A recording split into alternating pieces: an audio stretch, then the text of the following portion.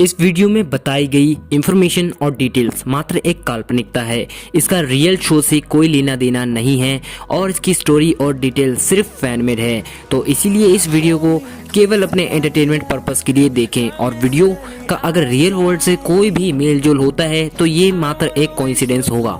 धन्यवाद। Hero network. तो कहानी शुरू होती है और हमें दिखाया जाता है कि आखिर पिछले एपिसोड में हुआ क्या। तो उन लोगों में से एक आदमी आगे आता है और कहता है कि वो राज को जानता है और राज से कहता है कि वो लोग जारियंस हैं, ना कि कोई डीमन, और ये जारियंस अपने मालिक जोरो डीमन के हुक्म को पूरा कर रहे हैं। और फिर वो शख्स राज से कहता है कि दुनिया बहुत जल्द बदल जाएगी राज, और ये दुनिया हमारे मालिक डीमन की गुलाम होगी और तुम भी। और ये सुनकर राज उससे कहता है कि वो राज है जिसने ना जाने कितने असुरों को हराया है। तब वो शख्स हंसता हुआ राज से कहता है कि बच्चे, हम असुर नहीं हैं, हम जारियंस हैं। तब राज ये सुनकर काफी हैरान होता है और बातों ही बातों में खुद को छुड़ा लेता है और वहां से भागने लगता है, लेकिन जारियंस उसके पीछे पड़ जाते हैं। राज खुद को बचाने के लिए भस्मा में ट्रांसफॉर्म होता है और जारियंस के साथ फाइट करने लगता है।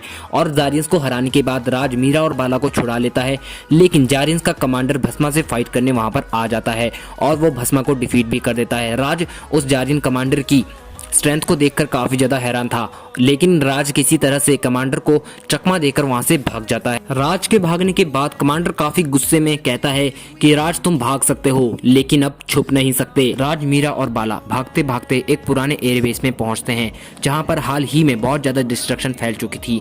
राज ये सब देखकर समझने की कोशिश कर रहा था कि आखिर इस एयरबेस में ऐसा क्या हुआ जो चारों तरफ इतना ज्यादा डिस्ट्रक्शन फैला हुआ है। फिर राज आगे बढ़ने लगता है, लेकिन उसके पीछे परछाई में हमें एक अजीब सा पर्सन दिखाई देता है जो उन्हें देख रहा होता है। उसके बाद राज, मीरा और बाला वापस अपने घर पहुंचते हैं। घर पहुंचने के बाद राज के दिमाग में बहुत सारे सवाल थे जिनके वो जवाब चाहता था।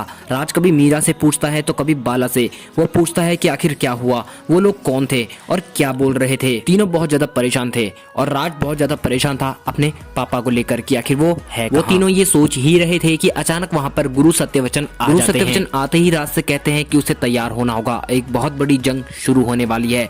और ये सुनकर राज एकदम से खड़ा हो जाता है और कहता है कि मुझे पहले मेरे सवालों के जवाब चाहिए। मेरे पापा कहाँ हैं और वो लोग कौन थे जो खुद को जारियन कह रहे थे। ये सुनकर गुरु सत्यवचन राज से कहते हैं कि उसके पापा डेविंजर्स को ढूंढने की कोशिश कर रहे थे और उन्होंने उन्हें रोका भी था कि वो डेविंजर्स को ना ढूंढे, लेकिन फिर भी उसके पापा डेविंजर्स को ढूंढ रहे थे और अचानक से गायब हो गए।